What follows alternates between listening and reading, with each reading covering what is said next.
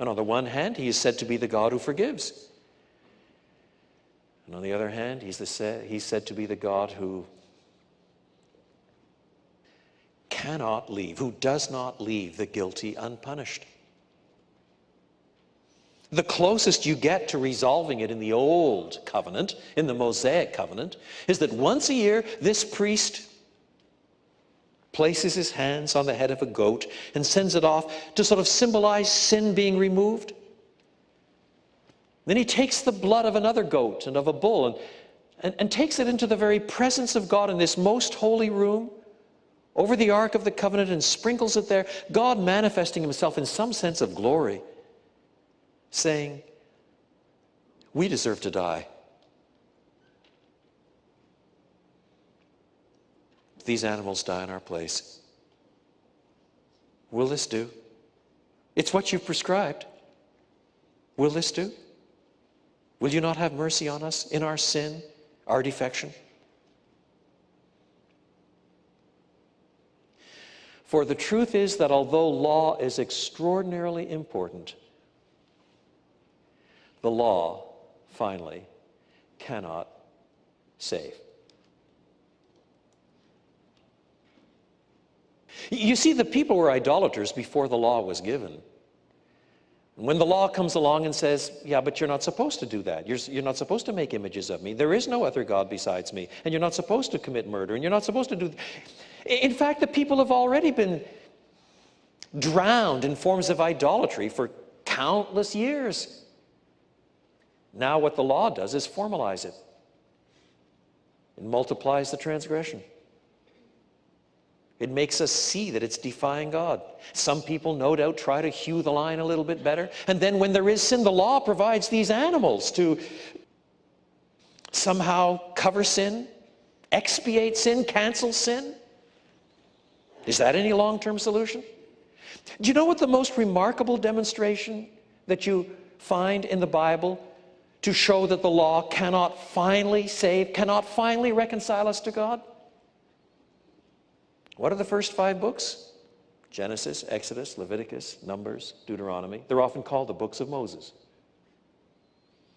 And at the very end of the last of them, Deuteronomy, the last chapter, Moses himself does not get into the promised land. Moses, who is called the meekest man who ever lived. Moses, who is the one who mediates this covenant. Moses, who is a hero in his old age, organizing the nation, setting up a system of priests, setting up a system of judicial structure, setting up justice and integrity, leading the people again and again. But he blows it here and there. He sins too, gets violent with God.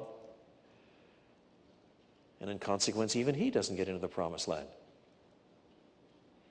The law cannot finally save. But what it has provided is the vehicle in which God has disclosed himself again as the one who pursues his own people, provides a sacrificial structure, a vehicle in which God and his nature, his desire to forgive, his insistence that sin be punished, all be brought together until a millennium and a half later, this side of the death of Jesus, another writer writes a book in the New Testament, the last part of the Bible. We call it the letter to the Hebrews. And he invites his readers in chapters 9 and 10 of that book to look back on the old sacrificial system and say, don't you understand? That sacrifice of a bull and of a goat can't ever deal finally with sin. How can it deal finally with sin when they have to do it again and again, year after year, year after year, year after year? How can the blood of a bull and a goat actually pay for sin in any case? In what sense does the bull itself offer a sacrifice? Does the bull come up and say, all right, I'll die for you, slit my throat? Where precisely is the moral value in this sacrifice? The author points out, listen, intrinsically the blood of a bull and goat can't take away sin.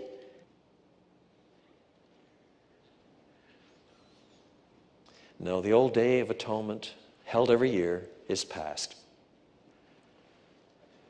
Because we have the ultimate sacrifice for sin, Jesus himself. who did shed his blood on our behalf, a perfectly moral sacrifice. He offers up his life. And he takes our death and bears our sin away in a way that no animal ever could.